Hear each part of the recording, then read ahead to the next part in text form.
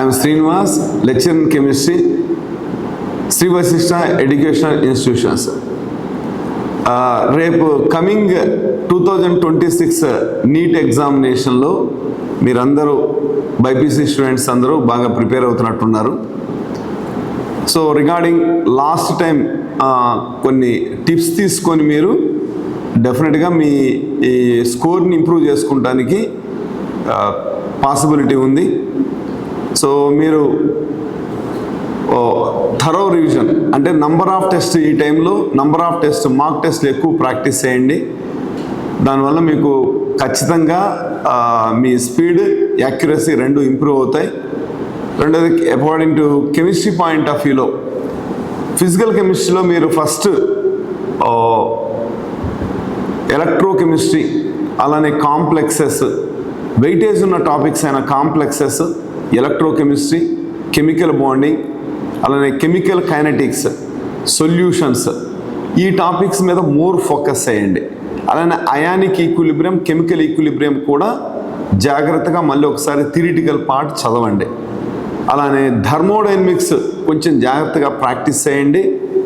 So Gibbs free energy function మీద, అలానే first law of thermodynamics మీద, ఎంట్రోపీ మీద, ఈ ఏరియాస్లో డెఫినెట్గా క్వశ్చన్లు అడగడానికి పాసిబిలిటీస్ ఎక్కువ ఉన్నాయి. కాబట్టి వాటి మీద ఎక్కువ ఫోకస్ చేయండి.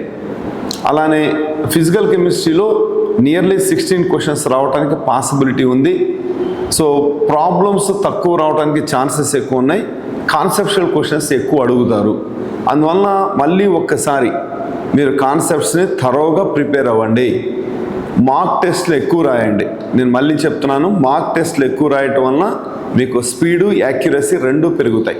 టైం పెట్టుకొని చేయండి. టెస్ట్ చేసేటప్పుడు ఎప్పుడు కూడా టైం పెట్టుకోండి. కెమిస్ట్రీ 45 మినిట్స్లో చేయటానికి ట్రై చేయండి. సో దానివల్ల మీకు డెఫినెట్గా స్కోర్ ఇంప్రూవ్ అవుతుంది. సో కొన్ని కాన్సెప్ట్స్ అంటే మన థియరిటికల్ కాన్సెప్ట్స్ ఏవైతే ఉన్నాయో వాటి మీద ఎక్కువ ఫోకస్ చేయండి. ఎస్పెషల్లీ కెమికల్ బాండింగ్ కొంచెం జాగ్రత్తగా చదవండి. కాంప్లెక్సెస్, ఎందుకంటే కెమికల్ బాండింగ్లో 3 క్వశ్చన్స్ ఇస్తారు, కాంప్లెక్సెస్లో కూడా 3 క్వశ్చన్స్ రావడానికి ఛాన్సెస్ ఉన్నాయి. అలానే ఎలక్ట్రోకెమిస్ట్రీలో కూడా 3 క్వశ్చన్స్ రావడానికి ఛాన్సెస్ ఉన్నాయి. కెమికల్ కైనెటిక్స్లో 2 క్వశ్చన్స్ రావడానికి ఛాన్సెస్ ఉన్నాయి. కెమికల్ అండ్ అయానిక్ ఈక్విలిబ్రియంలో 3 క్వశ్చన్స్ రావడానికి ఛాన్సెస్ ఉన్నాయి. సో ఎస్పెషల్లీ వీటిల్లో mostly theoretical part of questions ఎక్కువ వస్తాయి.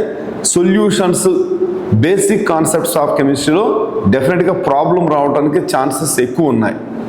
సో ఈ ఏరియాస్ మీరు జాగ్రత్తగా కవర్ చేయండి.